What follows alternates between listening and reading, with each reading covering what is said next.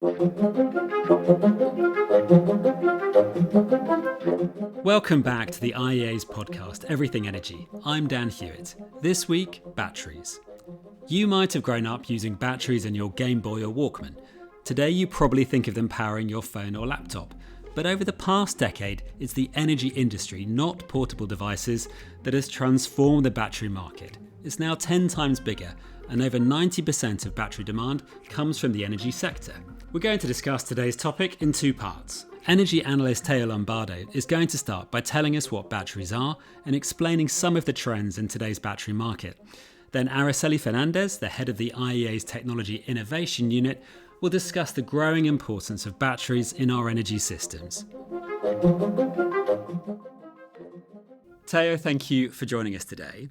Now, the purpose of this podcast is to in part reflect how the battery market has changed, but also think about how critical batteries are to the energy transition.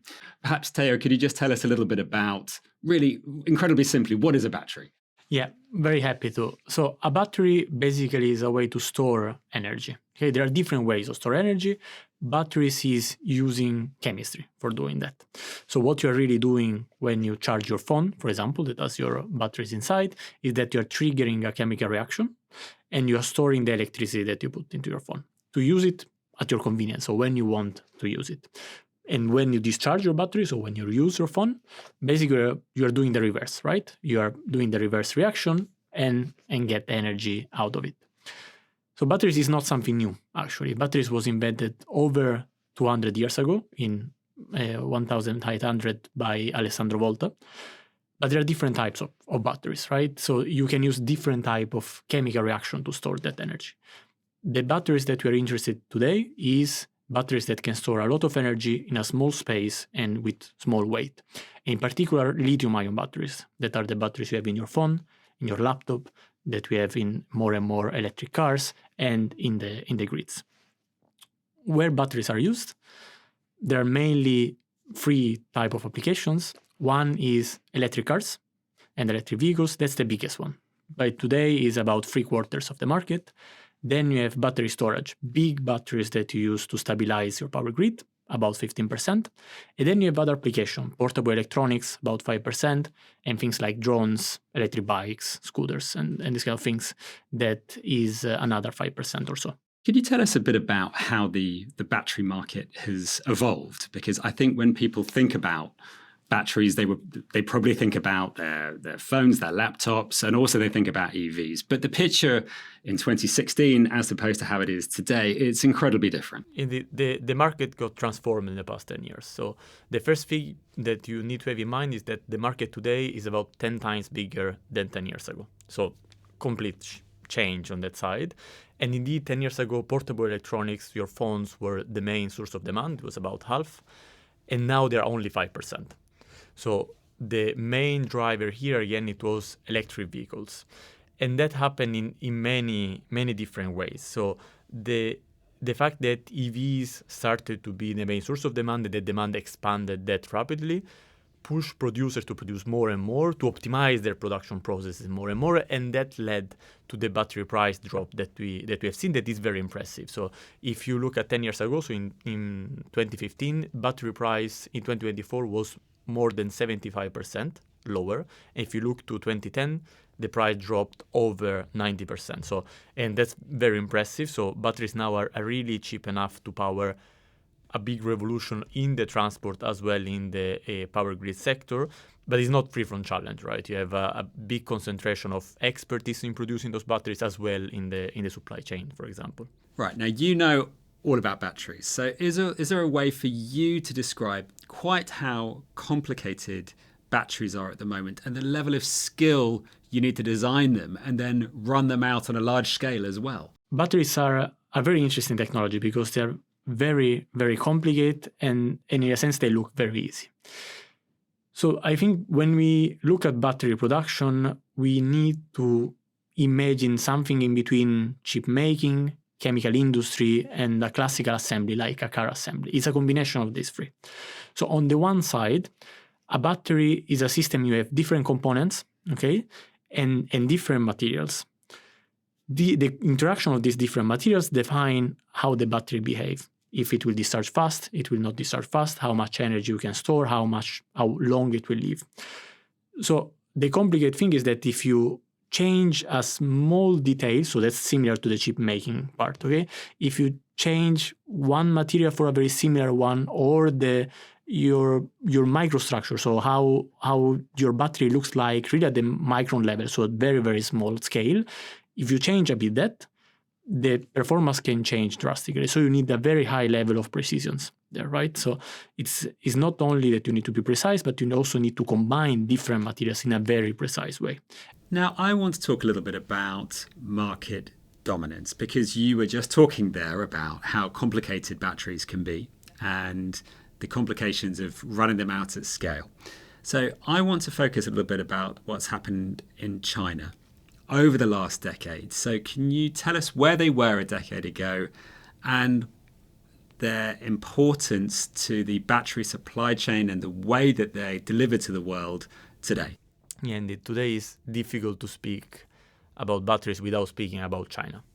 So China is not the only producer of battery. Let's say the three countries that are home to the largest battery manufacturers today are China, Korea, and Japan. And some of these manufacturers, of course, invested also in Europe, United States, and other places of the world. But China really stands above all, and that happened over the course of the past 15 years or so. So let's start from the very start. Lithium-ion batteries were not invented in China.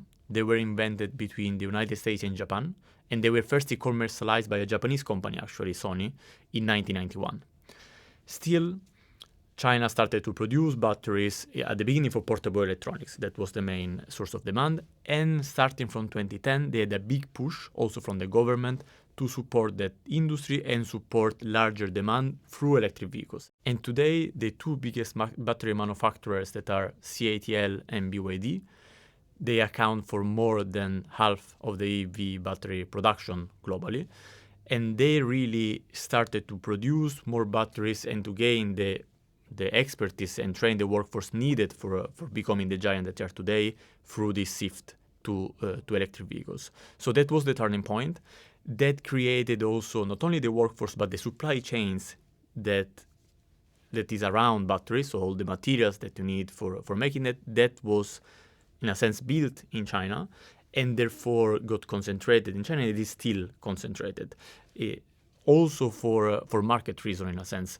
China is, again, for context, definitely the largest battery producer, but is also the largest battery demand sector. I mean, the market in China accounts for about 65% of the global battery market for demand. So it's again very large. I think some people will still be wondering how China managed to get so far ahead. Was it multiple factors? Was it because of state support?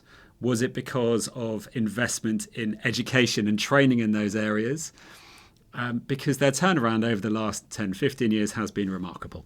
The main difference compared to Europe, for example, is that we started in a moment in which they already collected significant expertise. So we need to catch up, and we are trying to catch up. So there is a gap that we have to fill, and that's a difficult gap to fill. Also because you are fighting, in a sense, you are competing with someone that not only has more expertise, but access to a larger market, and then it is also push for innovation. So the support from the government was definitely a key factor in the first years, and that led to the expertise and workforce skill that really give a competitive edge to China today. This competitive gap can be filled, we think. It does require quite few elements. One element is definitely the access to cheap and high quality materials and battery components. But the single most important factor is really the production expertise. You need to produce more, and for that you need to have larger demand in-house, so more EV sales and battery storage installation. And through building more batteries and through learning how to build better those batteries, also from investments from established producers in places like Europe, then you can try to fill this gap and reach a competitive level that is comparable to China today. Now, I want to think a little bit about the supply chain for batteries, because we live in an era of economic uncertainty. We live in an era of tariffs.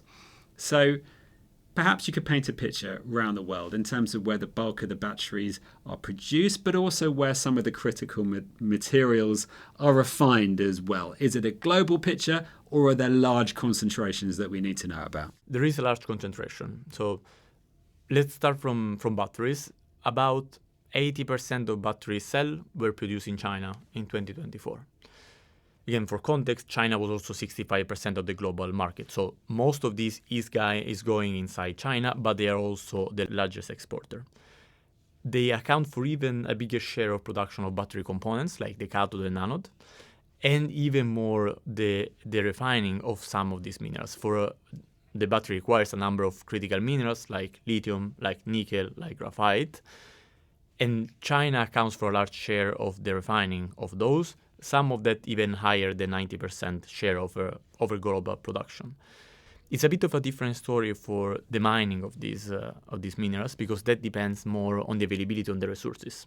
So on that, you do have a concentration of the supply chains, but it depends a bit more on which minerals and the resources where they are available. For example, you have lithium in South America or Australia, you have nickel in Indonesia, you have cobalt in the Democratic Republic of Congo. So that is highly concentrated, but in different places as a function of the mineral that you look at. But in a way or another, those minerals typically pass through China, either for the refining or for the battery or battery components production. Now, that lack of diversification in terms of the way that battery is made, is that necessarily a problem?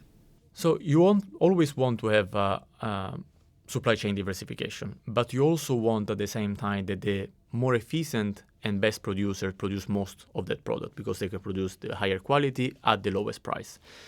So today the market is highly concentrated, and a supply chain diversification will be important, for example, to account for unexpected events. It can be a natural disaster. It can be anything that can disrupt the supply chains.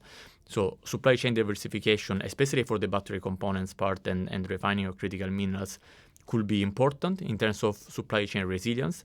But at the same time, we also need to acknowledge that there are some producers that have established a very efficient supply chain that is expensive to move. So you want to find a compromise between cheapest and supply chain security angle that are both important, including through investment for these already efficient producers in other regions of the world for having a more diversified production globally. We're going to come back with Araceli Fernandez to talk about batteries' role in the clean energy transition, and also some innovations in the battery market that could be reshaping the wider energy sector. But for now, Teo Lombardo, thank you very much. Thank you very much. It was a pleasure. Araceli, thank you for joining us. Now, in this section, I want to start by breaking down today's energy mix and how much of it comes from battery storage. So how much of the energy the world uses today, how much is that coming from batteries? Well, batteries are really a key technology for the energy system already today. I mean, we've seen how it has made major inroads into the road sector, for instance, for electric vehicles, certainly. We've seen how already this year we expect to have more than 1 out of 4 cars being electric.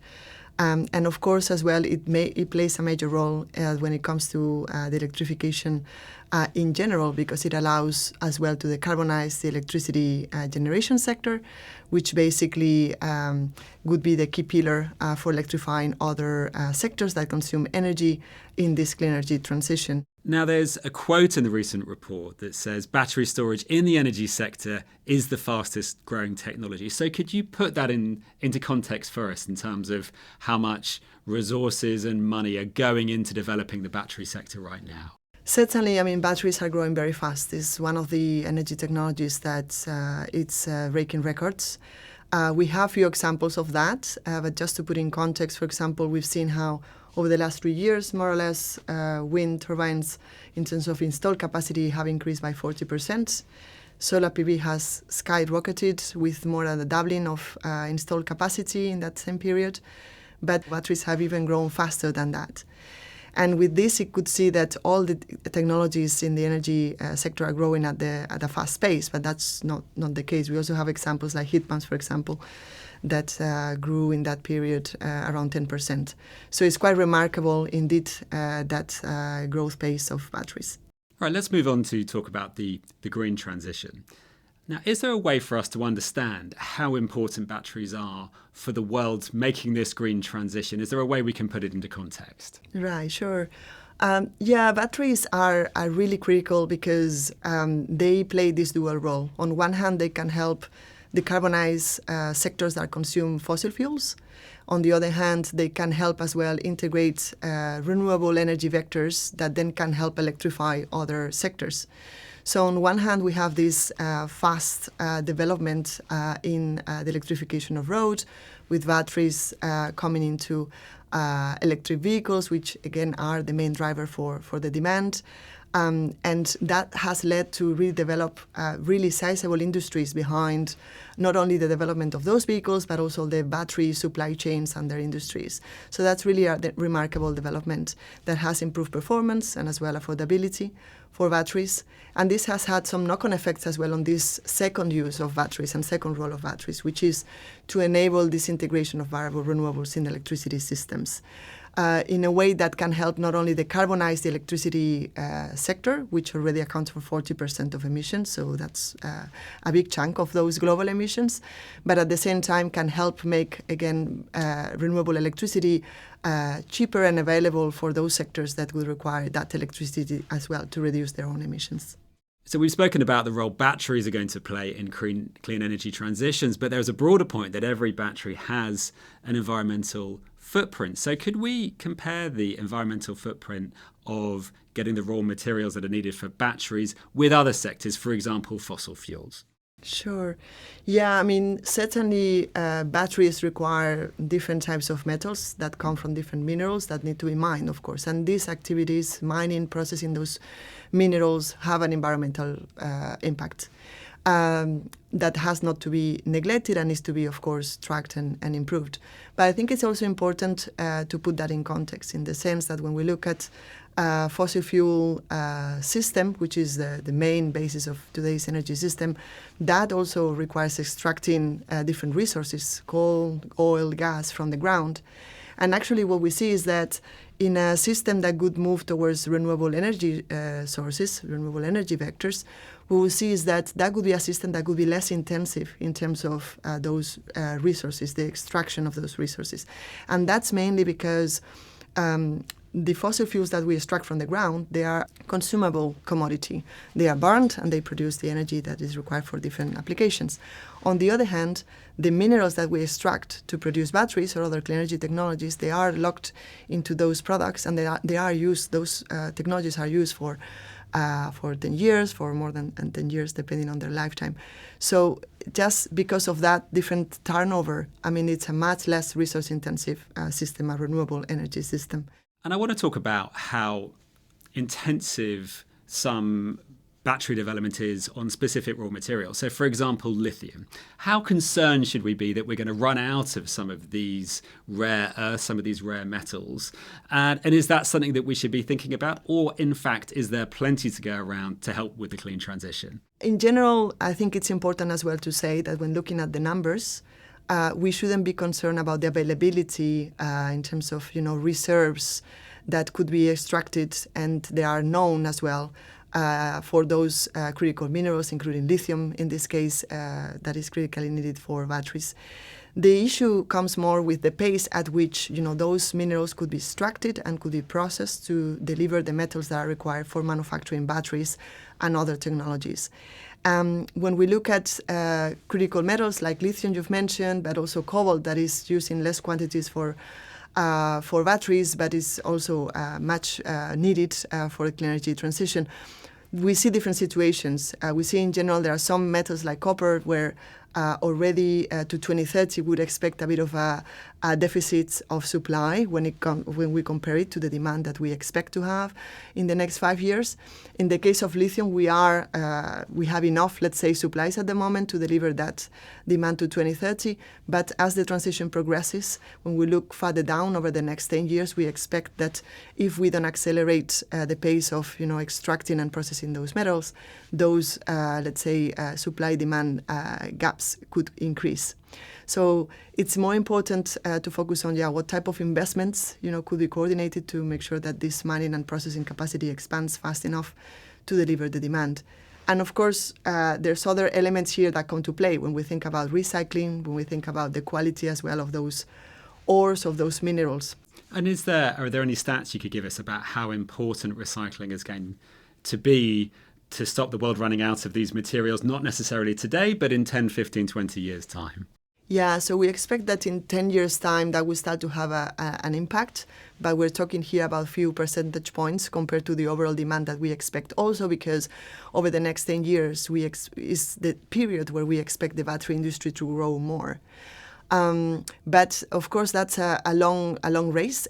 By 2050, we expect that we could start reaching more sizable shares, around 15, 20% of lithium being delivered through these, recycled sources. Right, now let's move on to talk a bit about innovations. Now, are there any big, exciting innovations that are coming down the line that will help with power generation, whether that might be with efficiency or AI?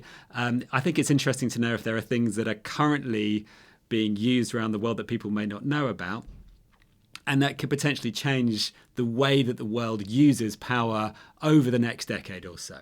I think there's mainly three types of innovations related to batteries. The one that is most known is about the battery design, so the different chemistries, as we call this in a more technical way, which can deliver different levels of performance. But I think there are two elements or areas around innovation that are less discussed, but if not more impactful than the first one, which is, first of all, about manufacturing processes.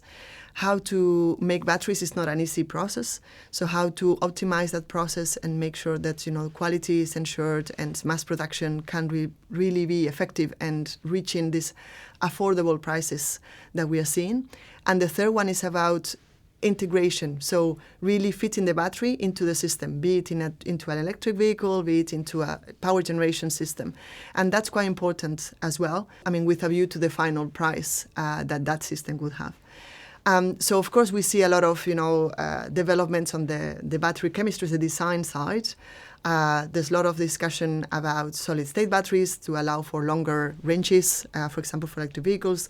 Discussions about sodium-ion batteries that could allow for cheaper prices because they have lower dependence on critical minerals. But at the same time, what we're seeing is that the current technologies of batteries, that the ones that are more used, being lithium iron phosphate or nickel, manganese, and cobalt, those are the main designs that are used today. And those have made major step improvements when it comes to performance, affordability on these manufacturing techniques. This has really been an impressive development that has been a bit undercovered in a way. But that has led to developments that allow for this, impressive price reductions. When we look at this, over the last 10 years, batteries have declined prices 75%. It has allowed as well to fit in, more battery capacity within a constrained space in a vehicle, in a car, which has allowed for, batteries that were not intended for that purpose to really be used in that application, and at the same time allow for a lower price. So I think it's important to recognize here that these new batteries that are under development, if they don't reach major step improvements over the next 10 years, that's going to be difficult for them to gain meaningful market shares, because that's the period where we expect the battery market to grow faster. So it's going to be a bit of a race as well and competition for new designs that can reach this level of excellence when it comes to them being mass produced as well. And lastly, I want to think about the way that batteries could disrupt other parts of the energy sector, for example, the price of oil. So if we continue using and developing and expanding our use of batteries, what impact do you think that could have on the way the world uses other parts of the energy sector? Batteries are already having an impact in today's energy system. We are seeing this in energy trends. I think that the best example is, again, related to the road sector, just because this is currently the main demand driver. And so at the same time, we see that the road sector is the main consumer of oil today as well. So it has knock-on effects as well on fossil fuel demand. We take, for example, the case of China. This has been the world's largest importer of oil, and at the same time is the market where the transition towards electric vehicles, electric cars in particular, is moving faster. So this is already having an effect in terms of the slowdown on oil demand coming from that country, but from others as well. If we think about it globally, already what we see is that last year electric cars displaced around 1.3 million barrels per day, which is, to put in context, it's equivalent to the overall oil consumption of the transport sector of Japan. So it's moving quite fast, and this is accelerating. By 2030, in the next 5 years, we expect this to reach more than 5 million barrels per day. So again, this has major implications in how the dynamics of the energy system play. Well, Araceli, thanks so much for your time. Thanks very much, Dan.